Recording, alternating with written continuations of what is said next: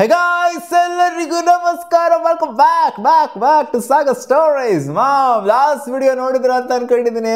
List number of ಅಂದರೆ least ಅಮೌಂಟ್ನ ಇಟ್ಕೊಂಡು ಹೋಗ್ತಾ ಇರೋವಂಥದ್ದು ಮುಂಬೈ ಇಂಡಿಯನ್ಸ್ ಆಯಿತು. ಅಂದರೆ ಮೋಸ್ಟ್ ಅಮೌಂಟ್ ಇಟ್ಕೊಂಡು ಹೋಗ್ತಾ ಇರೋವಂಥದ್ದು ಆಲ್ಮೋಸ್ಟ್ ಅರ್ಧಾಗರು IPL ಪರ್ಸನ್ ಅರ್ಧಕ್ಕಿಂತ ಜಾಸ್ತಿ ಅಮೌಂಟ್ ಇಟ್ಕೊಂಡು ಹೋಗ್ತಿರೋದು KKR. ಅದು ಮಿನಿ ಆಕ್ಷನಲ್ಲಿ ಇವ್ರದೇ ಆಕ್ಷನ್ ಅಂತ ಅನ್ಕೊಳ್ಳಿ, ಬೇರೆ ಯಾರು ಇವ್ರಿಗೆ ಅಡ್ಡನೇ ಬರೋಕ್ಕಾಗಲ್ಲ. ಇವ್ರದೇ ಆಕ್ಷನ್ನು 63.3 ಕೋಟಿ ಇಟ್ಕೊಂಡು ಹೋಗ್ತಾವ್ರಲ್ಲ ಆಕ್ಷನ್ಗೆ. ನನ್ನ ಮಕ್ಕಳು ನನ್ನ ಮಕ್ಕಳು ಹಿಂಗೆ ಮಾಡೋರಲ್ಲ ಆಕ್ಷನ್ನ ಇವರು.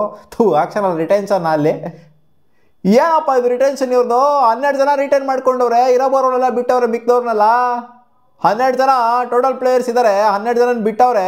ಟೋಟಲ್ ಆಗಿ 6 ಓವರ್ಸೀಸ್ ಸ್ಲಾಟ್ ಅವೈಲೇಬಲ್ ಇದೆ ಇವ್ರದ್ದು. 6 ಜನ ಓವರ್ಸೀಸ್ ಸ್ಲಾಟ್ ಬರೀ ಈ ಆಪ್ಷನ್ಲೇ ತಗೋಬೇಕು ಅಂತ ಅನ್ಕೊಂಡಿದ್ದಾರೆ. ಇಬ್ಬರನ್ನ ರಿಟರ್ನ್ ಮಾಡ್ಕೊಂಡಿರೋದು ಓವರ್ಸೀಸ್ ಪ್ಲೇಯರು ಪೊವೆಲ್ಲು ಜೊತೆಗೆ ನರೇನು. ಇಲ್ಲಿ ಆಶ್ಚರ್ಯಕರವಾಗಿರುವಂಥದ್ದು ಏನು ಅಂತಂದರೆ, ಇಷ್ಟು ವರ್ಷ ಆಡ್ಕೊಂಡು ಬಂದಿರೋವಂಥ ಡ್ರೇರಸ್ನ ಬಿಟ್ಟಿದ್ದಾರೆ. ಹೌದು, ಡ್ರೇರಸ್ ಒಂದು ಹ್ಯೂಜ್ ಪೋಸ್ಟ್ ವ್ಯಾಲ್ಯೂನೇ. ನನಗೆ ಎಷ್ಟು ನೆನಪಿಲ್ಲ ಡ್ರೇರಸ್ ಎಷ್ಟು ಪೋಸ್ಟ್ ವ್ಯಾಲ್ಯೂ ಅಂತ, ಬಟ್ ಅದು ಇದು ಹ್ಯೂಜ್ ಪೋಸ್ಟ್ ವ್ಯಾಲ್ಯೂನೇ ಅವ್ರದ್ದು. ಆದರೂ ಇಷ್ಟು ವರ್ಷ ವಾಪಸ್ ತಗೊಂತಾರೇನೋ ಗೊತ್ತಿಲ್ಲ, ಒಟ್ಟಲ್ಲಿ ಬಿಟ್ಟಿದ್ದಾರೆ. ಪೊವೆಲ್ನ ಈ ಸಲ ಒಂದು ಮೈನ್ ಪ್ಲೇಯರಾಗಿ ಇಡಬೇಕು ಅಂತ ಅನ್ಕೊಂಡಿದ್ದಾರೆ ಆ ಒಂದು ಸ್ಲಾಟಲ್ಲಿ. ರಸ್ಸು ಜೊತೆಗೆ ಪೊವೆಲ್ ಇಬ್ಬರು ಆಯಿತು ಅಂದರೆ, ಹೌದು ಇಬ್ಬರು ಇತ್ತು ಅಂದರೆ ಚೆನ್ನಾಗಿರೋದಿಲ್ಲ ಟೀಮೂ ಕೂಡ. ಒಬ್ಬೊಬ್ಬರು ಒಂದೊಂದು ಟೀಮಲ್ಲಿ ಇರಬೇಕು. ಸೊ ಆಂಡ್ರೆ ರಸಲ್ ಇವಾಗ ಆಪ್ಷನ್ಗೆ ಬಂದಿರೋದ್ರಿಂದ ಡಿಮ್ಯಾಂಡ್ ನನ್ನ ಪ್ರಕಾರ ಅವ್ರಿಗೆ ಕೊಟ್ಟಿರುವಂಥ ಪರ್ಸ್ ವ್ಯಾಲ್ಯೂ ಏನಿದೆ, ಅವ್ರು ರಿಟರ್ನ್ ಆಗಿದ್ದು ಆ ಅಮೌಂಟ್ಗಂತೂ ಖಂಡಿತ ಆಂಡ್ರೆ ರಸಲ್ ಹೋಗೋದಿಲ್ಲ.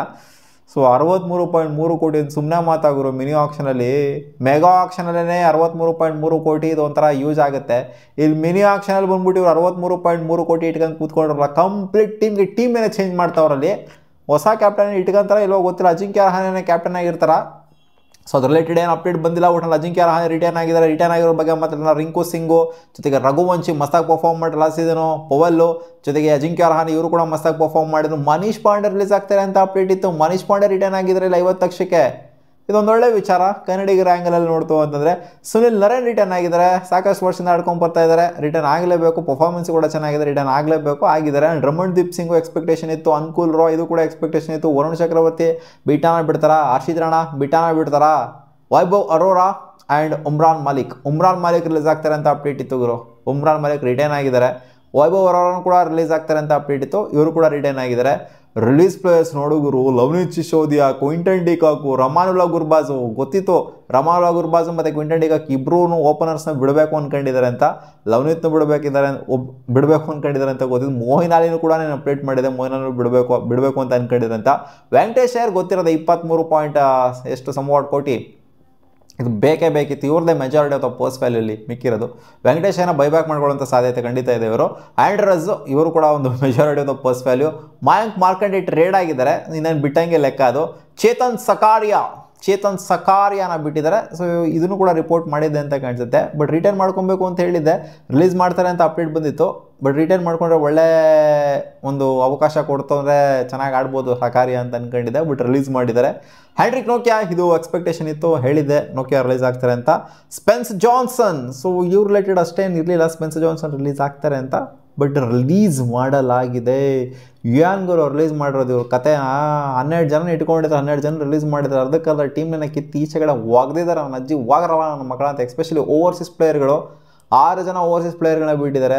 ಸೊ ಈ ಆಪ್ಷನಲ್ಲಿ ಬರ್ತಾರಲ್ಲ, ಯಾವ ಓವರ್ಸೀಸ್ ಪ್ಲೇಯರ್ಗಳು ಮೇನ್ ಓವರ್ಸೀಸ್ ಪ್ಲೇಯರ್ಗಳು ಬರ್ತಾರೋ ಸೊ ಅವರೆಲ್ಲ ಇವ್ರ ಬಲೆಗೆ ಸಿಗಾಕೊಳ್ಳುವಂಥ ಚಾನ್ಸಸ್ ಜಾಸ್ತಿ ಇರುತ್ತೆ. 64.3 ಕೋಟಿ ಇಟ್ಕೊಂಡಿರ್ತಾರಲ್ಲ. ಸೊ ಖಂಡಿತ ಇವ್ರದೇ ಆಪ್ಷನ್ ಅಂತ ಅಂದ್ಕೊಳ್ಳಿ. ಅಂದರೆ ಸುಮ್ಮನೆ ಆ ಕಡೆ ಪಕ್ಕಡೆ ಕೂತ್ಕೊಂಡಿರುವಂಥವ್ರು ಏರಿಸ್ಬೋದು ಅಷ್ಟೇ. ಒಟ್ನಲ್ಲಿ ಬಕ್ರಾನೂ ಆಗ್ಬೋದು, ಜೊತೆಗೆ ಆಪ್ಷನ್ ಚೆನ್ನಾಗೂ ಮಾಡ್ಬೋದು. ಎರಡೂ ಮಾಡುವಂಥ ಸಾಧ್ಯತೆ ಇರುತ್ತೆ. ಬಕ್ರ ಆಗಕ್ಕೆ ಹೋಗ್ಬಾರ್ದು ಅಷ್ಟೇ. ಯಾರು ಚೆನ್ನಾಗಿ ಮಾಡಲಿ ಆಪ್ಷನ್. ಯಾಕಂದರೆ ಟೀಮೇ ಬಿಟ್ಬಿಟ್ಟಿದ್ದಾರೆ. ಅರ್ಧಕ್ಕರ್ಧ ಟೀಮ್ನ ಫ್ರೇಮ್ ಮಾಡಬೇಕಾಗಿದೆ ಇಲ್ಲಿ ಕೂತ್ಕೊಂಡು. ಯಾಕಂದರೆ 6 ಜನ ಓವರ್ಸೀಸ್ ಪ್ಲೇಯರ್ಗಳನ್ನ ತೊಗೊಬೇಕು ಅಂದರೆ ಸುಮ್ಮನೆ ಮಾತಂತೂ ಅಲ್ವೇ ಅಲ್ಲ. ಇಂಡಿಯನ್ ಪ್ಲೇಯರ್ಸನ್ನು ಬಿಡಿ ಹೆಂಗೆ ಸಿಗ್ತಾರೆ ಅಂತ ಅನ್ಬೋದು. ಓವರ್ಸೀಸ್ ಪ್ಲೇಯರ್ನ ತೊಗೊಬೇಕು ಅಂತಂದರೆ, ಅದು ಎಕ್ಸ್ಟ್ರಾರ್ನರಿ ಆಗಿರುವಂಥ ಓವರ್ಸೀಸ್ ಪ್ಲೇಯರ್ನ ತೊಗೊಬೇಕು ಅಂದರೆ ಸುಮ್ಮನೆ ಮಾತಲ್ವೇ ಅಲ್ಲ. ಇಲ್ಲ ಆಂಡ್ರೆ ರಸಲ್ ಏನು ಬಿಟ್ಟಿದ್ದಾರೆ ಇವರು, ವಾಪಸ್ ತೊಗೊಳ್ಳೋಂಥ ಸಾಧ್ಯತೆ ಇದೆ ಅಂತ ಕಾಣಿಸ್ತಾ ಇದೆ ನನಗೇನೋ. ನೋಡೋಣ ಅದೇನಾಗುತ್ತೆ ಅಂತ. ನಿಮ್ಮ ಅನಿಸಿಕೆ ಏನು? ಇಲ್ಲಿ ಡ್ರೇರಸ್ ಬಿಟ್ಟಿರೋದು ನನಗಂತೂ ಶಾಕಿಂಗ್ ಆಗಿದೆ. ಅದೊಂದು ಬಿಡ್ತು ಅಂತಂದರೆ ಇನ್ಯಾವುದು ಅಷ್ಟರ ಮಟ್ಟಿಗೆ ಏನು ನನಗೇನು ಶಾಕಿಂಗ್ ಆಗಿ ಅನ್ನಿಸ್ತಾ ಇಲ್ಲ. ಡ್ರೇರಸ್ ಒಂದೇ ನನಗೆ ಶಾಕಿಂಗ್ ಆಗಿರೋದು. ನಿಮಗೆ ಅನಿಸು ಡ್ರೇರಸ್ನ ಬಿಡ್ತಾರೆ ಅಂತ ಅಂದ್ಕೊಂಡಿದ್ದೀರಾ? ಈ ಸೀಸನ್ ಏನೋ ಆಗ್ತದೆ ಗುರು. ಜಡೇಜನ್ ಬಿಡಲ್ಲ ಅಂತ ಅನ್ಕೊಂಡಿದ್ವಿ, ಬಿಟ್ರು. ಸಂಜು ಸ್ಯಾಮ್ಸನ್ ಬಿಡಲ್ಲ ಅನ್ಕೊಂಡಿದ್ರು, ಬಿಟ್ರು. ಈ ಕಡೆಯಿಂದ ಇವ್ರನ್ನ ಬಿಡಲ್ಲ ಅಂದ್ಕೊಂಡ್ರು, ಬಿಟ್ರು. ಸೊ ಏನೋ ಸ್ವಲ್ಪ ಎಕ್ಸ್ಪೆಕ್ಟೆಡ್ ಇದ್ದಿದ್ದೆಲ್ಲ ಅನ್ಎಕ್ಸ್ಪೆಕ್ಟೆಡ್ ಆಗಿದೆ ಕೆಲವು, ಬಟ್ ಸುಮಾರು ಎಕ್ಸ್ಪೆಕ್ಟೆಡೇನೇ ಆಗಿರೋದು. ಏನಲ್ಲೇನು ಎಲ್ಲಾನು ಅನ್ಎಕ್ಸ್ಪೆಕ್ಟೆಡ್ ಆಗಿಲ್ಲ. ಮತ್ತೆ ಸಿಗೋಣ ಮುಂದಿನ ವಿಡಿಯೋದಲ್ಲಿ ಗಾಯ್ಸ್. ಬಾ.